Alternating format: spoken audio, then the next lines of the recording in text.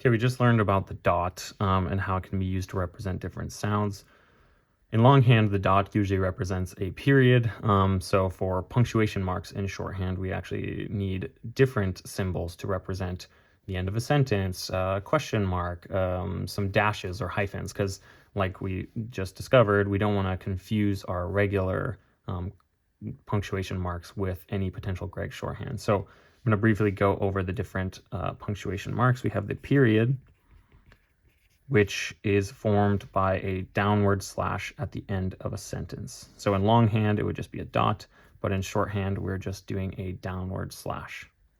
If you need a paragraph or a paragraph break inside the sentence or whatever you can't spell, you would just represent that with a little forward arrow like so.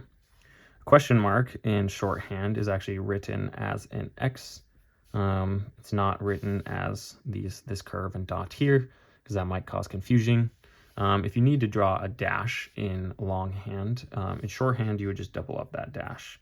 Similarly, for a long dash like an M dash or something, you would just lengthen the dashes. And then the final one that might be somewhat relevant is just the parentheses mark. We haven't learned it yet, but in longhand there are parentheses that kind of look like shorthand strokes.